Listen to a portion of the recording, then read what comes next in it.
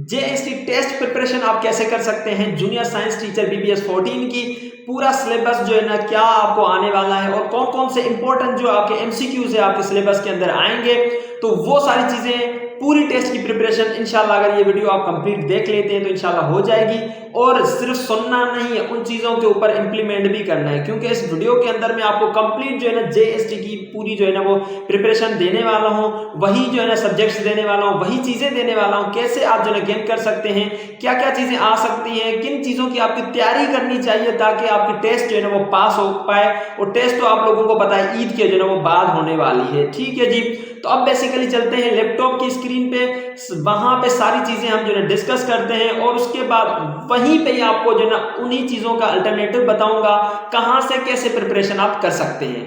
Mohammad Ramzan this side welcome करता हूं मैं आपका मेरे यूट्यूब चैनल के ऊपर। इसी चैनल पे आपको लर्निंग अर्निंग और जॉब्स के related real and authentic knowledge सबसे पहले मिलती रहती है। अगर चैनल पे नए हैं तो चैनल को सब्सक्राइब कर दें, वीडियो को लाइक कर दें, बेल आइकन दबा दें ताकि हमें भी मोटिवेशन मिले आपके एक लाइक से। चलते हैं वीडियो की तरफ, लैपटॉप के स्क्रीन पे सारी चीजें वहां पे डिस्कस करता हूं। चलें जी, तो ये बेसिकली अनऑफिशियल जो है ना वो सिलेबस है जो कि junior science teacher JST BPS 14 का है। अब ये 80 से 90% यही जो है ना एसटीएस का ऑफिशियल सिलेबस भी आने वाला है, ठीक है जी। तो ये तो सिर्फ आपके सामने कैटेगरी, इनमें से कौन कौन से एमसीक्यूज आएंगे और इनकी आप प्रिपरेशन कैसे कर सकते हैं, कहां से कर सकते हैं, कौन से एक्चुअल जो है ना मेन इंपॉर्टेंट एमसीक्यूज आएंगे, वो सारे चीजें इस वीडियो के अंदर हम डिस्कस करेंगे, ठीक है जी। अच्छा, सबसे पहले आप लोगों ने जिन लोगों ने जो साइंस कैटेगरी के ऊपर अप्लाई किया होगा, जाहिर सी बात है इसके अंदर जो है स्पेशलाइज थी कि अगर आपकी साइंस की डिग्री है तभी जाके आप जो है जेएसटी में अप्लाई कर सकते हैं, क्योंकि ये जूनियर साइंस टीचर है, ठीक है। अब जिनके जो है रिजेक्शन आ गई हैं तो 72 आवर्स अगर आपने उनके अंदर जो है रिप्लाई किया होगा एसटीएस को तो आपका मसला हल हुआ होगा, ठीक है। नहीं तो आपका फॉर्म रिजेक्ट हो गया होगा और अब जो है वो कुछ नहीं होगा, क्योंकि वो 72 आवर्स भी चले गए, ठीक है, उन लोगों का कुछ नहीं होगा। चलें, जिन लोगों का फॉर्म सबमिट हो गया है तो अब उनकी हम बात करते हैं जेएसटी की प्रिपरेशन की। सबसे पहले 20 एमसीक्यूज आपके इंग्लिश में से आएंगे, जिसमें आपको पता है हर एक कैटेगरी के अंदर जो है ये इंग्लिश तो इंपॉर्टेंट होती है, इंग्लिश इंपॉर्टेंट होती है, बट एसटीएस के अंदर जो है ये तो हर टेस्ट में आता है। इंग्लिश कैटेगरी रीडिंग कंप्रीहेंशन 5 से 10 एमसीक्यूज आपके आएंगे, 10 नहीं आएंगे, 5 एमसीक्यूज होंगे, 3 होंगे या 5 होंगे, ठीक है। सिनोनियम एंड एंटोनियम्स होंगे। अब ये जो है ना न्यू वर्ड्स देते हैं कुछ, ठीक है, मतलब कि आप देखें न्यू वोकेबलरी वर्ड्स जो है ना वो आप लोगों को मैं जरूर सेंड करूंगा, वो मेरे पास जो है एक पीडीएफ पड़ा है, सारी चीजें मेरे पास पड़ी हुई है, मैं आप लोगों को बता देता हूं, ठीक है। सिनोनियम एंड एंटोनियम ये न्यू वर्ड देते हैं एडिशन के, ठीक है, जो हम लोगों ने पढ़े ही नहीं हो तो ऐसे देते हैं। स्पेल चेकिंग वो तो एक सिंपल चीज है, स्पेल चेकिंग हम कर लेंगे। उसके बाद एरर डिटेक्शन ये भी आपको समझना होगा, प्रीपोजिशन, सेंटेंस स्ट्रक्चर, ठीक है, ये इंग्लिश कैटेगरी। और उसके बाद 60 जो एमसीक्यूज होंगे आपके मेन एंड इंपॉर्टेंट, सबसे ज्यादा जिसमें से आपके एमसीक्यूज आएंगे वो है आपकी जो ना वो साइंस कैटेगरी, क्योंकि जूनियर साइंस टीचर है तो साइंस कैटेगरी इंपॉर्टेंट, ठीक है। अब science, biology, chemistry, physics, maths and basic जो है ना वो अर्थमेटिक और जो है ना वर्ड प्रॉब्लम्स, ठीक है। अब ये ऊपर देखें आप साइंस, बायोलॉजी, केमिस्ट्री, फिजिक्स, अब ये जो है आपकी बेसिक से आपने जो साइंस पढ़ी होगी 6 क्लास से लेकर जो है ना आप लोगों ने मैट्रिक तक जो साइंस, फिजिक्स, केमिस्ट्री, बायोलॉजी पढ़ी है, तो ये इनमें से आएंगे। क्योंकि मुझे पता है कुछ चैप्टर्स हमें याद होते हैं, कुछ चैप्टर्स हम भूल जाते हैं, बहुत सारे ऐसी चीजें होती हैं जैसे मेटर आ गया, तो अब मेटर तो हमें याद होता है, बट बहुत सारी चीजें ऐसी होती हैं जो हम लोगों ने पढ़ी तो हैं, देखी तो है, बट हमें याद नहीं है, ठीक है जी। तो इनमें से जो है ना ये चीजें जो है ये आपकी देंगे, साइंस कैटेगरी एमसीक्यूज आएंगे, ठीक है।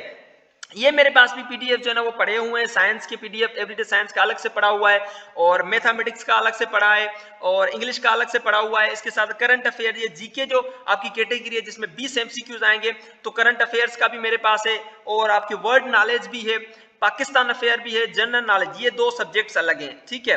पाकिस्तान स्टडी, करंट अफेयर्स, ये डिफरेंट सब्जेक्ट है। करंट अफेयर्स में जो रिसेंटली जिन लोगों ने टेस्ट दिया होगा, मैंने आप लोगों को प्रिपरेशन करवाई थी कि करंट अफेयर्स में से जो देखें करंटली जो भी मोमेंटम हुए हैं वर्ल्ड लेवल के हिसाब से, पाकिस्तान के भी और वर्ल्ड लेवल के हिसाब से भी आप लोगों को पढ़ने हैं। जैसे कि जो भी जो है ना वो आपकी वार्स वगैरह चल रही है, वो वार कब हुई थी, कितना किस मुल्क का नुकसान हुआ था, क्या डेट थी, कितने दिन वो वार चली, किस मुल्क की किसके साथ जो है ना थी, तो ये क्या नुकसान हुआ, तो ये सारी चीजें आप लोगों को पता होनी चाहिए। यही मैंने आप लोगों को इंटरमीडिएट के अंदर भी बताया था और वही एमसीक्यूज भी इंटरमीडिएट के आए थे, जो कि इंडिया पाकिस्तान की जो वार हुई थी वो जो है ना कौन सा जो है ना ऑपरेशन हुआ था वो भी पूछा गया था। और इसके साथ साथ यूएस के भी जो कुछ क्वेश्चंस वगैरह आए थे, ठीक है। तो बहुत सारी चीजें करंटली मोमेंटम जो हुई है ना, तो वो आप लोगों को जरूर पता होनी चाहिए, ठीक है। सिर्फ अपने मुल्क की नहीं, अदर कंट्रीज की भी पता होनी चाहिए। नहीं तो आपको फिर भी जो है ना वो एशिया का पता होना चाहिए, यूएस का इंपॉर्टेंस जरूर पता होना चाहिए, ठीक है। अब बाकी जो नीचे कैटेगरीज हैं कंप्यूटर, तो ये कम आएगा, बट जो मेन इंपॉर्टेंट है आपका world knowledge, current affair, Pakistan affairs, everyday science, ये चीजें तो आनी है लाजमी, ठीक है। तो ये बेसिकली आपका अनऑफिशियल सिलेबस है, समझेंगे आपका ऑफिशियल सिलेबस है, ठीक है, क्योंकि ऑफिशियल सिलेबस में भी ज्यादा चीजें चेंजिंग नहीं होंगी, जो इंशाल्लाह रमजान मंथ में ही आपका ऑफिशियल सिलेबस आ जाएगा। सो फिलहाल इस जो है ना सिलेबस को आप फॉलो करके चलें।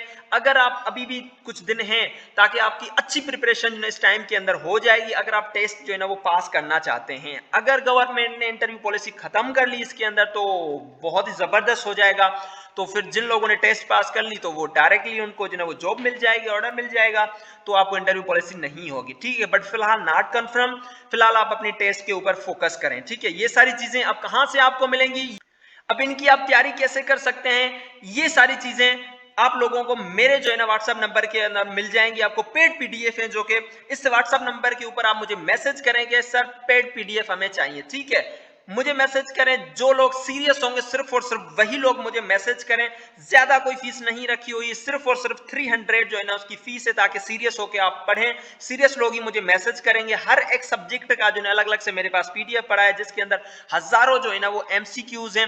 साइंस का अलग से पीडीएफ है, जिसके अंदर हजारों एमसीक्यूज है। करंट अफेयर, पाकिस्तान अफेयर्स हो गया, और इसके साथ साथ इंग्लिश हो गया, मैथमेटिक्स का हो गया, कंप्यूटर इस्लामियात हो गया। हर एक जो है ना सब्जेक्ट का अलग अलग से पीडीएफ है। 8 से 9 मेरे पास पीडीएफ पड़े हुए हैं, मेन इंपॉर्टेंट, जिनके अंदर एमसीक्यूज हैं।